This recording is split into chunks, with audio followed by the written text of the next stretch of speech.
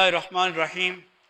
Viewers, इस lecture में हम गिवन वेक्टर्स को चेक करेंगे कि क्या वो लीनियरली इंडिपेंडेंट हैं या डिपेंडेंट। इसके लिए हमने पंजाब यूनिवर्सिटी के 2018 का बीएस मैथ, स्टैट और केमिस्ट्री को जो क्वेश्चन आया हुआ है वो सिलेक्ट किया है। पेज नंबर 208 एग्जाम्पल नंबर 4 है ये। Determine whether the vectors v1 1 minus 2 3, v2 5 6 minus 1, v3 3 2 1 और लीनियरली इंडिपेंडेंट और नॉट। डेफिनेशन में आपको लीनियरली इंडिपेंडेंट वेक्टर्स की पढ़ा चुका हूँ कि उनका लीनियर कॉम्बिनेशन ज़ीरो एक ही सूरत में होना चाहिए कि सारे के सारे स्केलर ज़ीरो हों। चूँकि वो चेक करने जा रहे हैं तो हम इनका लीनियर कॉम्बिनेशन कंसिडर करते हैं।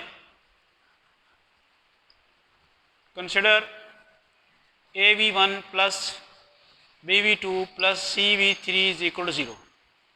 v1 आपके पास क्या है 1 माइनस 2 3, v2 आपके पास क्या है 5 6 माइनस 1 और v3 क्या है 3 2 1 इज इक्वल टू 0।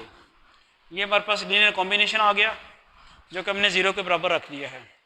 अब देखते ये हैं कि ये जो स्केलर्स ए बी सी हैं क्या ये सारे के सारे 0 आते हैं कि नहीं आते। अगर तो ये सारे के सारे 0 आ गए तो फिर हम कहेंगे v1 v2 v3 वेक्टर्स हैं लीनियरली इंडिपेंडेंट हैं। अगर इनमें ए बी सी में कोई भी नॉन ज़ीरो आ गया तो फिर ये लीनियरली डिपेंडेंट हो जाएंगे।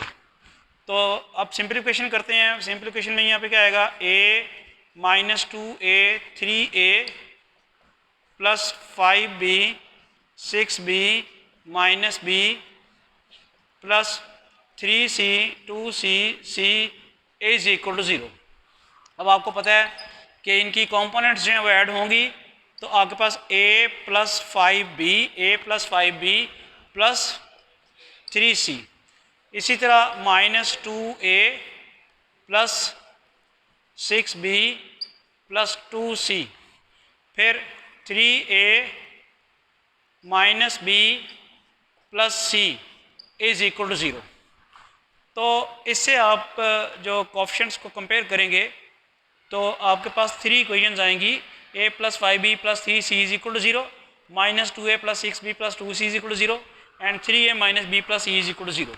Obviously this will give you a plus 5b plus 3c is equal to 0 and then minus 2a plus 6b plus 2c is equal to 0, 3a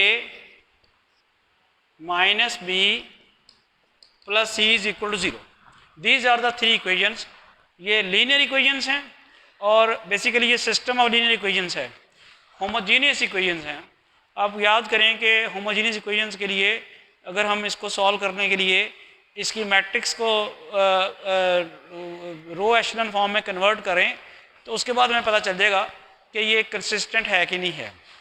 या फिर एक और भी तरीका है इसकी कंसिस्टेंसी चेक करने का कि नॉन ट्रिवियल सॉल्यूशन। याद करें होमोजीनियस सिस्टम ऑफ इक्वेशन जिसमें number of unknowns number of equations के इक्वल हों, उनका नॉन ट्रिवियल सॉल्यूशन कब एग्जिस्ट करता है? कुछ याद है आपको? जब उसका डिटर्मिनेंट 0 के बराबर आ जाए। नॉन ट्रिवियल सॉल्यूशन कौन सा होता है?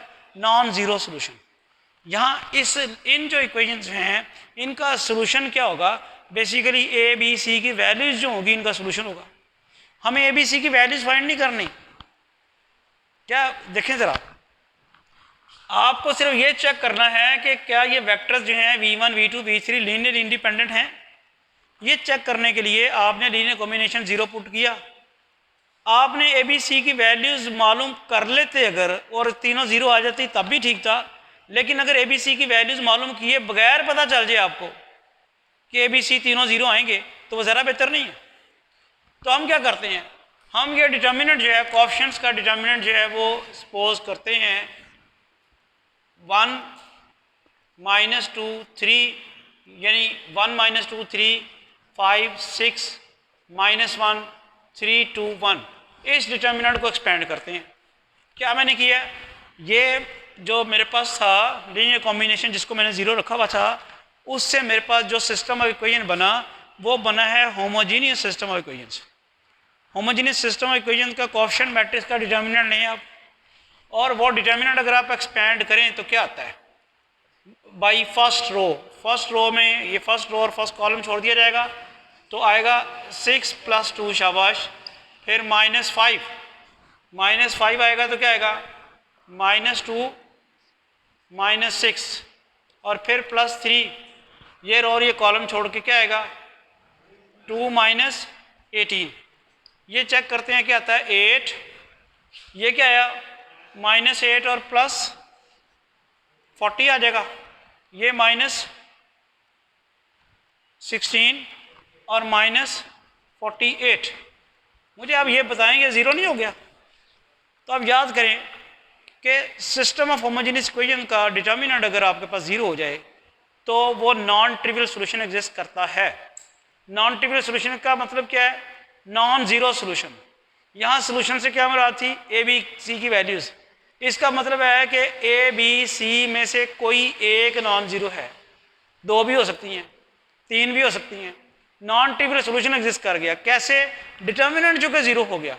ये देखिए डिटर्मिनेंट ज़ीरो हो गया तो हमारे पास ये, हम फिर ये कहेंगे कि दिस शोज दैट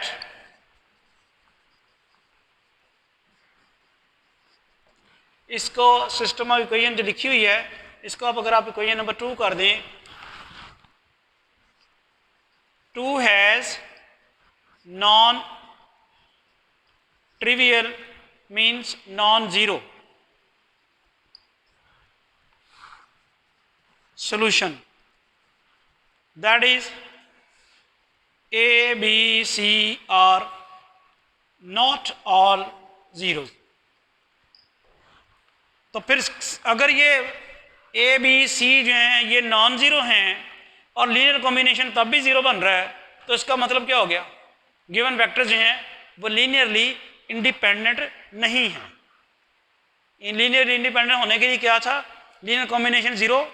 एक ही सूरत होना चाहिए था कि कोएफिशिएंट जो हमारे पास स्केलर्स हैं सारे के सारे ज़ीरो हों। यहाँ आपके पास क्या हो गया? स्केलर्स नॉन ज़ीरो आए हैं और लीनियर कॉम्बिनेशन तब भी ज़ीरो है। लीनियर कॉम्बिनेशन आपने ज़ीरो लेके साबित किया है कि स्केलर जो है नॉन ज़ीरो होंगे, ऑल्दो आपने ए बी सी की वैल्यूज फाइंड नहीं की जो कि हमें ज़रूरत नहीं थी। Non zero, so the vectors जो दिए हुए थे v1, v2, v3 और linearly dependent vectors, linearly independent नहीं है। मैं क्विकली बात कर दूं, हमने ये साबित करना था, चेक करना था कि वो वेक्टर जो हैं लीनियर डिपेंडेंट हैं या लीनियर इंडिपेंडेंट। तो हमने क्या किया? उनका लीनियर कॉम्बिनेशन ज़ीरो के बराबर पुट किया। वहाँ से ए बी सी की कंडीशन ए बी सी के ऊपर ऐसी आ गई कि वो नॉन ज़ीरो निकलाए हैं, निकाले नहीं हमने, लेकिन वहाँ से पता चल रहा है कि डिटर्मिनेंट चूँकि आपके पास ज़ीरो आ गया लिहाजा वो कोएफिशिएंट जो हैं वो सारे के सारे A B C non zero हैं। तो इसका मतलब है कि वेक्टर्स जो हैं लीनियरली डिपेंडेंट हैं। जी क्या कहना चाह रहे हैं? तो फिर वो होता कि ये इनका नॉन ट्रिवियल सॉल्यूशन एग्जिस्ट नहीं करता। ये आपके पास नॉन ट्रिवियल सॉल्यूशन एग्जिस्ट नहीं करता मींस के इसका नॉन ज़ीरो सॉल्यूशन एग्जिस्ट नहीं करता, इसका लाजमी तौर पे ज़ीरो सॉल्यूशन ही होगा, फिर लीनियर इंडिपेंडेंट होते। अगर आपका डिटर्मिनेंट यहाँ पे नॉन ज़ीरो आ गया होता तो फिर इसका मतलब ये होता है कि नॉन ट्रिवियल सॉल्यूशन एग्जिस्ट नहीं करता। इसका अगर ये डिटर्मिनेंट नॉन ज़ीरो आ गया होता तो इसका मतलब होता है ए बी सी जो हैं वो सारे के सारे ज़ीरो हैं, तो फिर वो लीनियर इंडिपेंडेंट होता। अब आपका non trivial, keep in mind के डिटर्मिनेंट ज़ीरो आने का मतलब है कि आपका जो ए बी सी की वैल्यूज़ हैं वो नॉन ज़ीरो आई हैं, ठीक है।